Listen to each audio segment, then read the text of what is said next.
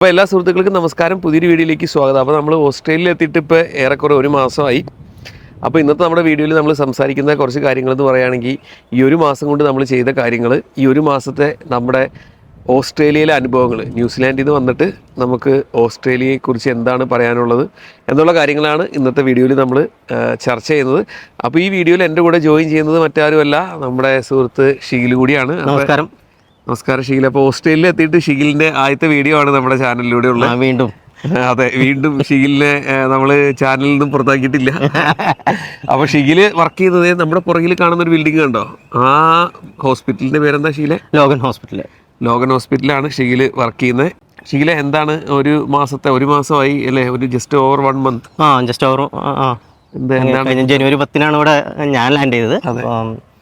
ഹാപ്പിയാണോ so far? Very ഹാപ്പിയാണ്. ഇപ്പോൾ ഹാപ്പിയാണെന്ന് പറഞ്ഞിട്ടുണ്ടെങ്കിൽ ചെറിയ ബുദ്ധിമുട്ടുകളുണ്ട്. ഇനീഷ്യലായിട്ടുള്ള നമ്മൾ സെറ്റിൽ ചെയ്യാനുള്ള ബുദ്ധിമുട്ടുകളുണ്ട്. അപ്പോൾ നമ്മൾ അവിടെ ഭയങ്കരമായിട്ട് സെറ്റിൽഡ് ആയിരുന്നു, വീടും ഉണ്ടായിരുന്നു, എല്ലാം ഉണ്ടായിരുന്നു. നല്ല ന്യൂസിലാൻഡിൽ എത്ര വർഷത്തോളം? 12 കൊല്ലത്തോളം അവിടെ ഉണ്ടായിരുന്നു. അപ്പോൾ നമ്മൾ പ്രിറ്റി സെറ്റിൽഡ് ആയിരുന്നു. നല്ലൊരു കംഫർട്ട് സോണിൽ നിന്ന് ആ ഒരു ബ്രേക്ക് ചെയ്ത് വരുമ്പോൾ ഒരു ബുദ്ധിമുട്ട് അത് നന്നായിട്ടുണ്ടായിരുന്നു.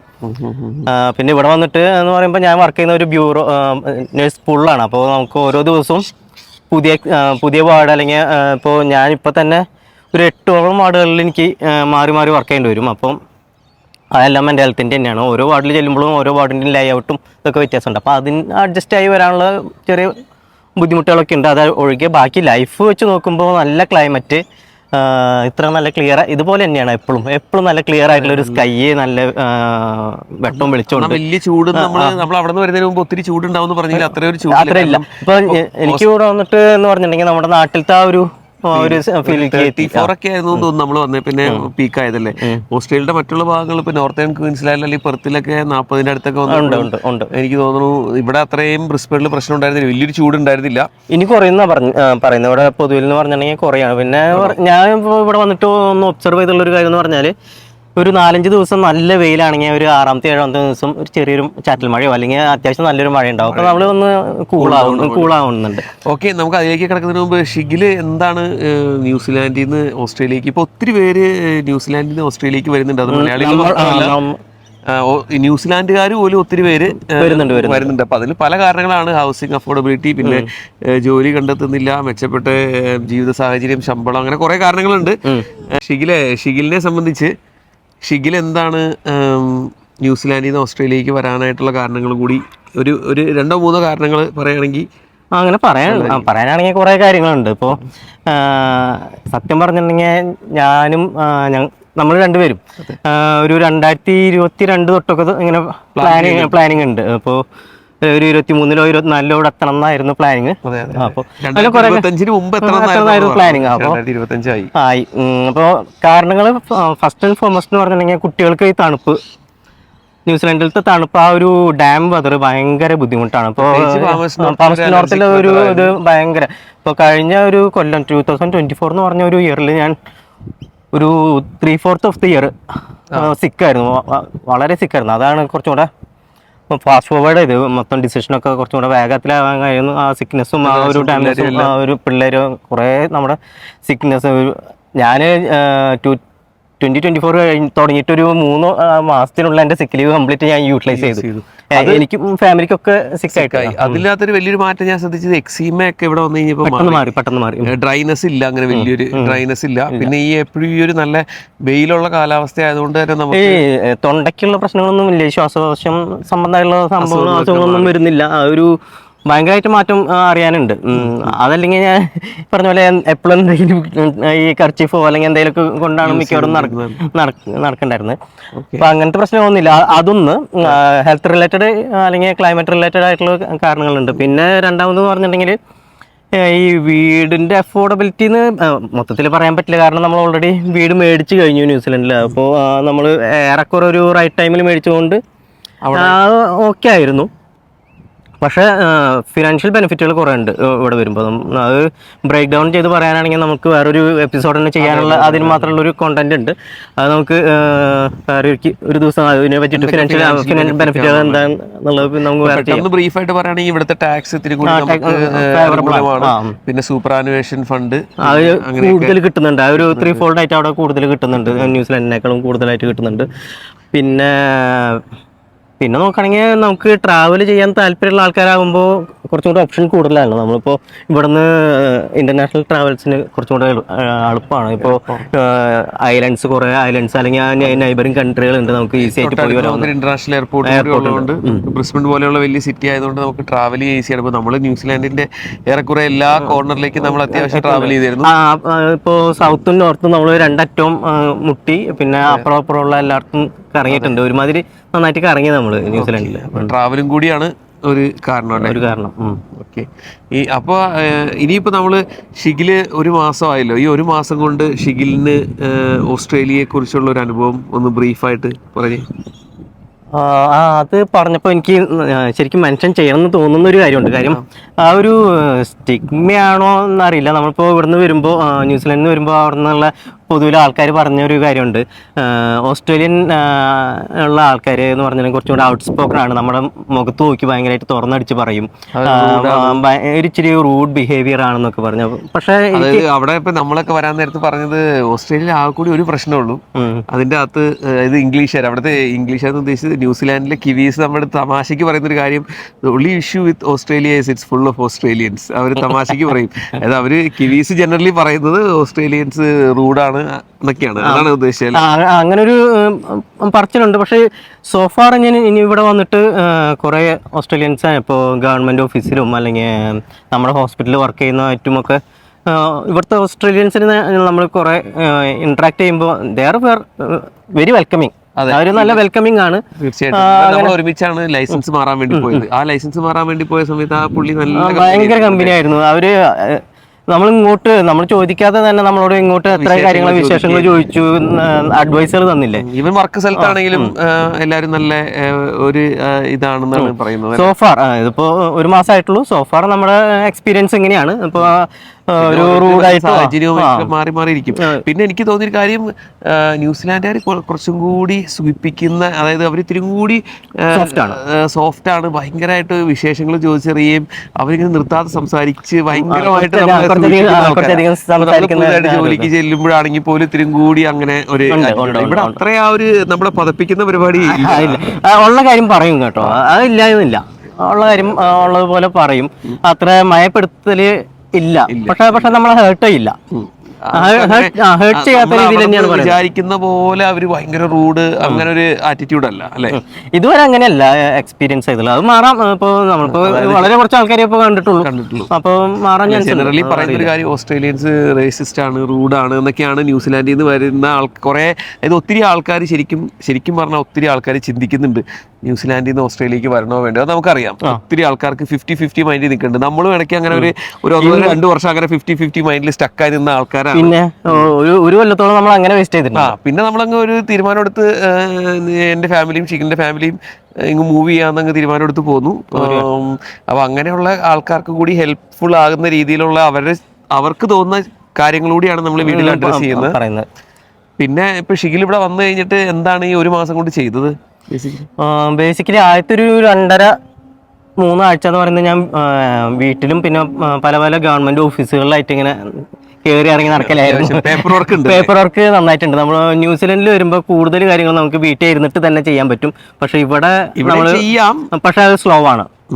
അപ്പോൾ ഇവിടെ നമ്മൾ വീട്ടിൽ ഇരുന്ന് ചെയ്യുമ്പോൾ അത് ഭയങ്കര സ്ലോ ആണ്. ഞാൻ ഇപ്പോൾ ഡ്രൈവേഴ്സ് ലൈസൻസ് എടുക്കുന്നത് അതെന്തായാലും ഓഫീസിൽ തന്നെ പോകണം. പക്ഷേ ഈ ടാക്സ് ഫയൽ നമ്പർ അങ്ങനെയുള്ള കാര്യങ്ങളൊക്കെ എടുക്കാനായിട്ട്, മെഡിക്കെയർ ഇതൊക്കെ ചെയ്യാനായിട്ട് നമ്മൾ വീട്ടിൽ ഇരുന്ന് ചെയ്യുകയാണെങ്കിൽ പേപ്പറിൽ ആപ്ലിക്കേഷനൊക്കെ ഇട്ട് അതിൻ്റെ സമയം എടുത്ത് വരുമ്പോഴത്തേനും കുറേ സമയം എടുക്കും. അപ്പോൾ അതിന് പകരം നമ്മൾ സർവീസസ് ഓസ്ട്രേലിയയിൽ പോയിട്ടുണ്ടെങ്കിൽ അവിടെ കുറച്ചും കൂടെ ഫാസ്റ്റ് ട്രാക്ക് ആവും. അതിനെ സംബന്ധിച്ച് ന്യൂസിലാൻഡിൽ നിന്ന് വരുന്നവർക്ക് എന്തെങ്കിലും ഒരു ഉപദേശം അല്ലെങ്കിൽ നമുക്ക് ചെയ്യേണ്ടതായുള്ള ഒരു രൂപരേഖ പോലെ പറയാം. അപ്പം നമ്മളവിടെ നിന്ന് വരുമ്പോൾ നമുക്ക് അവിടെ നിന്ന് ചെയ്യാവുന്ന 2 കാര്യങ്ങളുണ്ട്. ഒന്ന്, ഒരു ബാങ്ക് അക്കൗണ്ട് നമുക്ക് ഓൺലൈനായിട്ട് അവിടുന്ന് കോമൺവെൽത്ത് ബാങ്കാണ് അത് അലൗ ചെയ്യുന്നത്. ബാക്കിയുള്ള ഏതൊക്കെ ബാങ്കുകൾ ഉണ്ടെന്ന് ഞാൻ എൻക്വയറി ചെയ്തിട്ടില്ല, അല്ലെങ്കിൽ അന്വേഷിച്ചിട്ടില്ല. ഞാൻ കോമൺവെൽത്തിലാണ് ചെയ്തത്. അതുകൊണ്ട് നമുക്ക് അവിടുന്ന് ഓപ്പൺ ചെയ്യാം, പക്ഷേ ഇവിടെ വന്നിട്ട് ആക്ടിവേറ്റ് ചെയ്യാൻ പറ്റുള്ളൂ. പക്ഷേ അവിടുന്ന് അക്കൗണ്ട് ഓപ്പൺ ചെയ്തിട്ടുണ്ടെങ്കിൽ ഇവിടെ വന്നിട്ട് ചെയ്യാനായിട്ട് കുറച്ചും കൂടെ ഈസിയാണ്. ഇവിടെ വന്നിട്ടുണ്ടെങ്കിൽ ബാങ്കിൽ പോയിട്ട് നമ്മുടെ ID കാണിച്ചാൽ ബാങ്കിങ് ആക്ടിവേറ്റ് ചെയ്യും. കുറച്ച് സമയം കൊണ്ട് അത് ചെയ്യും. അതുപോലെ തന്നെ നമുക്ക് അവിടുന്ന് അപ്ലൈ ചെയ്യാവുന്നതാണ് ടാക്സ് ഫയൽ നമ്പർ. നമ്മുടെ ന്യൂസിലാൻഡിലത്തെ സിറ്റിസൺഷിപ്പ് ഉണ്ടെങ്കിൽ നമ്മൾ ഇവിടെ വരുന്നത് പെർമനന്റ് ആയിട്ടുള്ള ഒരു പെർമനന്റ് റെസിഡന്റ് വിസ കാറ്റഗറിയിലാണ്. സബ് ക്ലാസ് 444 എന്ന് പറഞ്ഞിട്ടാണ്. അവർ ടെമ്പററി വിസ കാറ്റഗറിയാണ് പറയുന്നതെങ്കിൽ പോലും നമുക്ക് പെർമനന്റ് വിസ കാറ്റഗറിയിൽ നമുക്ക് TFN അപ്ലൈ ചെയ്യാം. TFN അപ്ലൈ ചെയ്തിട്ടുണ്ടെങ്കിൽ ഏകദേശം 28 ദിവസത്തോളം നമ്മൾ എടുക്കും. ന്യൂസിലൻഡിലത്തെ IRD നമ്പർ പോലെയാണ് ഇവിടുത്തെ TFN number, tax file number എന്നാണ് പറയുന്നത്. അപ്പോൾ ഇവിടെ വന്നിട്ട് ടാക്സ് ഫയൽ നമ്പർ അപ്ലൈ ചെയ്തിട്ടുണ്ടെങ്കിൽ ഒരു 2-3 ആഴ്ചയെങ്കിലും പിടിക്കും. പക്ഷേ ഞാൻ ചെയ്തതെന്ന് പറഞ്ഞിട്ടുണ്ടെങ്കിൽ ആപ്ലിക്കേഷൻ ഇട്ടിട്ട് ഒരു ആഴ്ച കഴിഞ്ഞിട്ട് ATO ഇവിടുത്തെ ഓസ്ട്രേലിയൻ ടാക്സേഷൻ ഓഫീസിൽ വിളിച്ചിട്ട് പറഞ്ഞു ഞാൻ TFN ഇട്ടിട്ടുണ്ട്, എനിക്ക് എംപ്ലോയ്മെൻറ്റ് സ്റ്റാർട്ട് ചെയ്യണം. എംപ്ലോയ്മെൻറ്റ് സ്റ്റാർട്ട് ചെയ്യുമ്പോൾ എൻ്റെ പേ സ്ലിപ്പിന് വേണ്ടിയിട്ട് TFN വേണമെന്ന് പറഞ്ഞപ്പോൾ അവർ അന്നേരം തന്നെ പ്രോസസ്സ് ചെയ്തിട്ട് TFN നമ്പർ തരുമായിരുന്നു. അപ്പോൾ അതിൻ്റെ അകത്തൊരു കാര്യം പറയാനുള്ളത്, ഇപ്പോൾ നമുക്ക് ഇതൊക്കെ ചെയ്യണമെങ്കിൽ ഇവിടുത്തെ ഒരു അഡ്രസ്സ് വേണം. ഇവിടുത്തെ അഡ്രസ്സ് വേണം. ഈ വീട് കിട്ടാനുള്ള ഒരു ഈസിനെസ്സിനെയും കൂടി എങ്ങനെയായിരുന്നു ഷീലിന് വീട് കണ്ടുപിടിക്കാനായിട്ട് എളുപ്പമായിരുന്നു? ജനറലി പറയുകയാണെങ്കിൽ ഒട്ടും എളുപ്പമായിരുന്നില്ല. പക്ഷേ താങ്ക്സ് ടു ജെറിൻ്റെ ഒരു മ്യൂച്വൽ ഫ്രണ്ട് ഉണ്ട്, ടോം എന്ന് പറയുന്നത്. നമ്മുടെ പുറകിൽ നിൽക്കുന്ന വീട്ടിലാണ് ഞാൻ ഇപ്പോൾ താമസിക്കുന്നത്. അപ്പോൾ ഇവിടെ താമസിച്ചുകൊണ്ടിരുന്ന ജെറിൻ്റെ ഒരു ഫ്രണ്ടാണ് ടോം. പുള്ളിക്കാരൻ വീട് വെച്ച് മാറിയപ്പോൾ പുള്ളിക്കാരൻ മാറുന്ന സമയത്ത് ജെറിനോട് പറഞ്ഞു ഞാൻ ഒരു പുതിയ വീട്ടിലോട്ട് മാറാണെന്ന്. അപ്പോൾ ജെറിൻ എന്നോട് ചോദിച്ചു ഈ വീട് ഇൻട്രസ്റ്റ് ആണെന്ന് ചോദിച്ചപ്പോൾ ഞാൻ നേരെ ഓക്കെ പറഞ്ഞ് എടുക്കുമായിരുന്നു. ആ ഒരു സെൻസിൽ എനിക്ക് ഈസി ആയിരുന്നു. പക്ഷേ എളുപ്പമല്ല, നമുക്ക് ഓൺലൈനിൽ തന്നെ ചെയ്യാവുന്നുള്ളൂ. ഇപ്പം എന്നെ സംബന്ധിച്ച് ഞാൻ അപ്ലൈ ചെയ്ത ഫസ്റ്റ് വീട് തന്നെ കിട്ടി. അപ്പോൾ അതിന് എനിക്ക് ഇതേപോലെ തന്നെ നമ്മുടെ അവിടെ നിന്ന് വന്ന് ജോബി കലാഭവൻ ചേട്ടൻ പറഞ്ഞു തന്നൊരു ട്രിക്കാണ് ഞാൻ അപ്ലൈ ചെയ്തത്. ബേസിക്കലി പുള്ളി പറഞ്ഞത് ഇപ്പോൾ നമുക്ക് $500 ആവറേജ് ഞാൻ റെന്റ് ചെയ്യുന്ന സ്ഥലത്ത് റെന്റ്. പക്ഷേ ആ $500-550 വരെയുള്ള എല്ലാവരും അപ്ലൈ ചെയ്യും. ആ സമയം ഞാനെടുത്ത വീടെന്ന് പറഞ്ഞാൽ വീക്കിലി റെന്റ് $620. അപ്പോൾ ഈ അതായത് ഒരു ആവറേജ് റെന്റിനേക്കാളും $50 മുകളിൽ നിൽക്കുമ്പോൾ നമുക്കത് അഫോർഡ് ചെയ്യാൻ പറ്റുമെന്നുണ്ടെങ്കിൽ കുറെ ആൾക്കാർ അത് ചിലപ്പോൾ അപ്ലൈ ചെയ്യും. കാരണം $500-550 വീട് കിട്ടുമ്പോൾ ആളുകൾ കൂടുതൽ അതാണല്ലോ ചൂസ് ചെയ്യും. നമുക്ക് പെട്ടെന്ന് വീട് വേണമെന്നുണ്ടെങ്കിൽ അങ്ങനെ ഒരു കൂടുതൽ റെന്റുള്ള വീട് എടുക്കുമോ, അല്ലാന്നുണ്ടെങ്കിൽ ഇപ്പോൾ 550 ചോദിക്കുന്ന വീട് ഒരു $20 വീക്കിലി നമ്മൾ എക്സ്ട്രാ കൊടുക്കാൻ റെഡിയാണെങ്കിൽ അതൊരു ട്രിക്കാണ് നമുക്ക് വീട് ഇനീഷ്യലി സെക്യൂർ ചെയ്യുക എന്നുള്ളതാണല്ലോ. അപ്പോൾ നമ്മളിവിടെ വരുമ്പോൾ നമുക്ക് താമസിക്കാൻ ഒരു സ്ഥലം വേണം എന്നുള്ളത് ഭയങ്കര കാര്യമാണ്. അത് അഡ്രസ്സ് ഉണ്ടാവാന്നുള്ളത് നമുക്ക് ഇവിടുത്തെ ഗവൺമെന്റ് പേപ്പർ വർക്ക് വരുമ്പോൾ ഭയങ്കര ഇമ്പോർട്ടൻ്റ് ആണ്. അപ്പോൾ നമുക്ക് നമ്മൾ വരുന്നതിന് 2 ആഴ്ച മുമ്പൊക്കെ അപ്ലൈ ചെയ്ത് അല്ലെങ്കിൽ 3 ആഴ്ച മുമ്പൊക്കെ അപ്ലൈ ചെയ്ത് കിട്ടും. എനിക്ക് കിട്ടി. അങ്ങനെ എല്ലാ സ്ഥലത്തും അങ്ങനെയായിരുന്നു. ഇപ്പോൾ നമ്മൾ നിൽക്കുന്നത് ബ്രിസ്ബെയിൻ്റെ ഔട്ട്സ്കേർട്സിലാണ്. ചില ഏരിയകളിൽ നല്ല പാടുള്ള ഏരിയകളുണ്ട് കിട്ടാനായിട്ട്. അപ്പോൾ അതനുസരിച്ച് അവിടെയുള്ള ആളുകൾ ഈവൻ ഞാൻ ഇവിടെ അപ്ലൈ ചെയ്യുമ്പോൾ എനിക്ക് കിട്ടുന്നുണ്ടായിരുന്നില്ല. ഞാൻ ഒരു സെപ്റ്റംബർ ഒക്ടോബർ ടൈമിൽ കുറെ നോക്കിയിട്ട് എനിക്ക് റെസ്പോൺസ് പോലും വരുന്നുണ്ടായിരുന്നില്ല. നമ്മൾ പിന്നെ ടോമിന്റെ വീട് അങ്ങനെ കിട്ടിയ പെട്ടെന്ന് റെഡിയാവും. അപ്പോൾ പിന്നെ നമുക്ക് അവിടെ നിന്ന് വരുമ്പോൾ നമ്മുടെ ക്രെഡിറ്റ് കാർഡുകൾ, ബാങ്ക് കാർഡുകളൊക്കെ ഉണ്ടെന്നുണ്ടെങ്കിൽ ഇവിടെ അത് വളരെ യൂസ്ഫുൾ ആണ്. അത് ജെറിന് അനുഭവം ഉണ്ടായിരിക്കും. ലൈസൻസ് മാറ്റുന്ന സമയത്ത് യൂസ് ചെയ്യാം. അവർ ചോദിച്ചത് 2 ബാങ്ക് കാർഡാണ്, 2 ഡിഫറെന്റ് ബാങ്കിന്റെ കാർഡുകളാണ് നമുക്ക് സെക്കൻഡറി ഐഡി ആയിട്ട്. പാസ്പോർട്ട് കഴിഞ്ഞാൽ പിന്നെ അടുത്തൊരു ഐഡി ആയിട്ട് അവർ അക്സെപ്റ്റ് ചെയ്യുന്നുണ്ട്, നമ്മുടെ പേരുണ്ടെന്നുണ്ടെങ്കിൽ അതിൻ്റെ അകത്ത്. പിന്നെ അതേപോലെ തന്നെ ഷീല് ഇവിടെ ഇപ്പം നമുക്ക് വന്നൊന്ന് ഇനീഷ്യൽ സെറ്റിൽ ആവണമെങ്കിൽ എത്ര രൂപയാണ് ഷീലിന് ഏകദേശം? ഞാൻ അവിടെ നിന്ന് $20,000 ട്രാൻസ്ഫർ ചെയ്തായിരുന്നു. അത് ഒന്നും ആയില്ല. അപ്പൊ ബേസിക്കലി നമുക്ക് ഇവിടെ വരുമ്പോൾ ഒരു വണ്ടി വേണം, വീടിന് അഡ്വാൻസ് കൊടുക്കണം, 4 ആഴ്ചത്തെ റെന്റ് കൊടുക്കണം, പിന്നെ 2 ആഴ്ചത്തെ റെന്റ് അഡ്വാൻസ് കൊടുക്കണം. അപ്പൊ തന്നെ ഒരു $3,000-4,000 അങ്ങനെയാവും.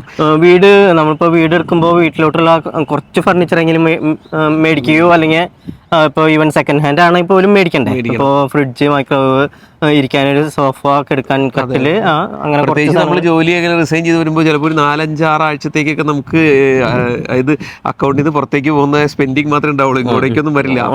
ഒരു $40,000-50,000 ഇനീഷ്യലി സെറ്റിൽ ആവാൻ വേണ്ടി വരും. കാരണം കാറ് വാങ്ങിക്കണം. കാറ് ന്യൂസിലാൻഡിലെ പോലെ നമുക്ക് പഴയ കാറുകളിലൊക്കെ വളരെ കുറവാണ് ഇവിടെ. അത് ശ്രദ്ധിച്ച് വാങ്ങിക്കണം അല്ലേ? അത് വേറൊരു ടോപ്പിക് തന്നെ ഉണ്ട്.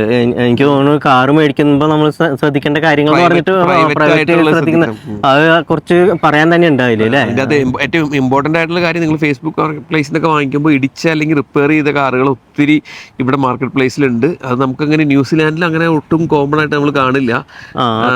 അത്രയില്ല. മാത്രമല്ല ന്യൂസിലാൻഡിൽ ക്രാഷ് റേറ്റ് കുറച്ചും കൂടെ കുറവാണ് ഓസ്ട്രേലിയനെ കമ്പയർ ചെയ്ത് നോക്കുമ്പോൾ. മാത്രമല്ല അവിടുത്തെ ക്രാഷിൻ്റെ ഇൻറ്റൻസിറ്റിയും കുറവാണ് ന്യൂസിലാൻഡിൽ വരുമ്പോൾ, ഐ മീൻ ഓസ്ട്രേലിയനെ കമ്പയർ ചെയ്യുമ്പോൾ. ഇവിടെ റോഡുകളൊക്കെ കുറച്ചും കൂടെ സ്പീഡ് കൂടുതലുള്ളതുകൊണ്ട് ആക്സിഡൻറ്റ് വരുമ്പോൾ കൂടുതലും ഡാമേജ് കൂടുതൽ വരുന്നുണ്ട്. എന്നിട്ട് ഈ ഡാമേജിലുള്ള കാറുകൾ എടുത്തിട്ട് റീഫർബിഷ് ചെയ്തിട്ട് സെല് ചെയ്യുന്ന സ്ഥലങ്ങളൊക്കെ ഉണ്ട്, അല്ലെങ്കിൽ ഏജൻസ് ഒക്കെ ഉണ്ട്. അപ്പോൾ അതൊക്കെ നമ്മൾ നന്നായിട്ട് ശ്രദ്ധിച്ചില്ലെങ്കിൽ പിന്നീട് പണി കിട്ടും.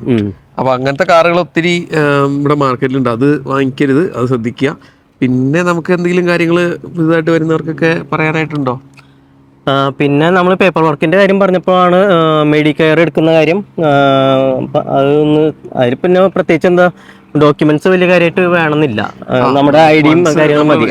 അതൊക്കെ എമർജൻസി ആയിട്ടുള്ള കാര്യങ്ങളല്ലേ ഇവിടെ. എല്ലാത്തിനും 2 ID ചോദിക്കുന്നുണ്ട്. അപ്പൊ 2 ID ചോദിക്കുന്നത് പറഞ്ഞാൽ നമ്മുടെ പാസ്പോർട്ട് മൺസ് ലൈസൻസ് കൺവേർട്ട് ചെയ്ത് കഴിഞ്ഞാൽ ന്യൂസിലാൻഡ് ലൈസൻസ് നമുക്ക് ഈസി ആയിട്ട് കൺവേർട്ട് ചെയ്യാം. ആ ലൈസൻസ് കൺവേർട്ട് ചെയ്ത് കഴിഞ്ഞാൽ 2 ID ആയി. പിന്നെ ഒരു അഡ്രസ് പ്രൂഫ് കൂടി ഉണ്ടെങ്കിൽ നമ്മുടെ യൂട്ടിലിറ്റി ബില്ല്, യൂട്ടിലിറ്റി ഇപ്പോൾ സൈനപ്പ് ചെയ്യുന്ന utility bill, rental agreement, first ആയിട്ട് കാര്യങ്ങളാവും. അത് കഴിഞ്ഞാൽ പിന്നെ ചൈൽഡ് കെയർ, സെൻട്രൽ ലിങ്ക്. അതെ, ചൈൽഡ് കെയർ ഇവിടെ എക്സ്പെൻസീവ് ആണ്. പക്ഷെ നമുക്ക് once Centrelink Centrelink ആയി കഴിഞ്ഞിട്ടുണ്ടെങ്കിൽ നമുക്ക് സബ്സിഡിക്ക് അപ്ലൈ ചെയ്യാം. സബ്സിഡി ഒരു മെഡിക്കെയർ കിട്ടി കഴിഞ്ഞാൽ സബ്സിഡി സെൻട്രൽ ലിങ്കുമാണ്. സെൻട്രൽ ലിങ്കിലാണ് നമ്മൾ ആപ്ലിക്കേഷൻ ഇടുന്നത്. അപ്പോൾ അതിലൊരു 75% ചൈൽഡ് കെയർ സബ്സിഡൈസ്ഡ് ആയി പോകും. അന്നേരം നമുക്ക് ന്യൂസിലാൻഡിന്റെ ഏതാണ്ട് ഈക്വലന്റ് ആയിട്ടുള്ള ഒരു ചാർജാണ് വരുന്നുള്ളൂ. അതെ, അങ്ങനെയൊക്കെയാണ്. അപ്പോൾ ഇത്രയൊക്കെയാണ് ഇനീഷ്യൽ 1 മന്തിലെ വിശേഷങ്ങൾ. നല്ല തിരക്കായിരുന്നു 1 മന്ത്. നമുക്ക് എന്താ പറയാ, നല്ല തിരക്കായിരുന്നു. ഇപ്പോൾ ഇപ്പോഴും എനിക്ക് കോൾസ് ഒക്കെ വരുന്നുണ്ട്, നമ്മുടെ ഫ്രണ്ട്സിന്റെ ഒക്കെ കോൾസ് വരുന്നുണ്ട്. പറഞ്ഞാൽ ഓസ്ട്രേലിയയിൽ പോയി നിങ്ങൾ അവിടുത്തെ കാര്യങ്ങളൊക്കെ തിരക്കായി, നിങ്ങൾ ഞങ്ങളൊക്കെ മറന്നുപോയി എന്നുള്ള കംപ്ലൈന്റ് ഒക്കെ വരുന്നുണ്ട്. ആരും മറന്നോന്നല്ല, നമ്മൾ ഇവിടെ സെറ്റിലായി വരുന്നതിന്റെ ഒരു തിരക്കുണ്ട്. അപ്പോൾ പിന്നെ ഇങ്ങനെ കാച്ചപ്പ് ചെയ്യാം. ആദ്യത്തെ 1 മാസം ശരിക്കും നമുക്ക് നല്ല എന്താ പറയാ ഒത്തിരി വർക്ക് ചെയ്യാനുണ്ട്, പേപ്പർ വർക്കായിട്ടും. പിന്നെ നമ്മൾ ജോലിയും കൂടി തുടങ്ങിക്കഴിഞ്ഞാൽ പിള്ളേരുടെ സ്കൂള് കാര്യങ്ങളെല്ലാമായിട്ട് നമുക്ക് നല്ല തിരക്കാണ്. ഈ 1 മാസം കൊണ്ട് നമുക്ക് ഓസ്ട്രേലിയ ന്യൂസിലാൻഡ് ഒരു കമ്പാരിസൺ പറയാനും നമുക്ക് അങ്ങനെ വ്യക്തമായിട്ട് പറ്റില്ല. കമ്പയർ ചെയ്യാനായിട്ട് അങ്ങനെ പറ്റില്ല. കാരണം നമ്മൾ കുറച്ചല്ലേ കണ്ടിട്ടുള്ളൂ. നമ്മൾ എക്സ്പ്ലോർ ചെയ്തിട്ടേ ഇല്ല. നമ്മൾ ഇവിടെ ഒന്ന് സെറ്റിലായി വരുന്നല്ലേ ഉള്ളൂ. ഇവിടുത്തെ നമ്മൾ ഇതുവരെയുള്ള ഒരു എക്സ്പീരിയൻസ് പറയാമെന്ന് മാത്രം. അപ്പോൾ നമ്മൾ ഇതുപോലെ റെഗുലറായിട്ട് കിട്ടുന്ന സമയത്തൊക്കെ നമ്മുടെ എക്സ്പീരിയൻസുകൾ ഷെയർ ചെയ്യുന്നതായിരിക്കും. നമ്മുടെ ഈ ഒരു ഓസ്ട്രേലിയ സീരീസ് ഓഫ് വീഡിയോസ് വരുന്നത് അതിൻ്റെ ഒരു ഉദ്ദേശം എന്ന് പറയുന്നത്, നമ്മൾ അവിടെ നിന്ന് ഒത്തിരി കാര്യങ്ങൾ ചിന്തിച്ചു. അതായത് നമ്മൾ കുറേ നാൾ ഓസ്ട്രേലിയ വേണോ ന്യൂസിലാൻഡ് വേണോ 50-50 സ്റ്റക്കായിട്ട് നിന്ന് ചിന്തിച്ചു. ആ കാര്യങ്ങളാണ് നമ്മൾ വീഡിയോയിലൂടെ പറയാൻ ശ്രമിക്കുന്നത്. ബേസിക്കലി ഇതേപോലെ സിമിലർ ഒരു എന്താ പറയുക സിമിലർ തോട്ട് പ്രോസസ് ഉള്ള ആൾക്കാർക്ക് നമ്മുടെ കുറച്ച് അനുഭവങ്ങൾ എന്തെങ്കിലും ഹെൽപ്ഫുൾ ആണെങ്കിൽ അപ്പോൾ stay tuned. This is Jerin and Shigil signing off. By.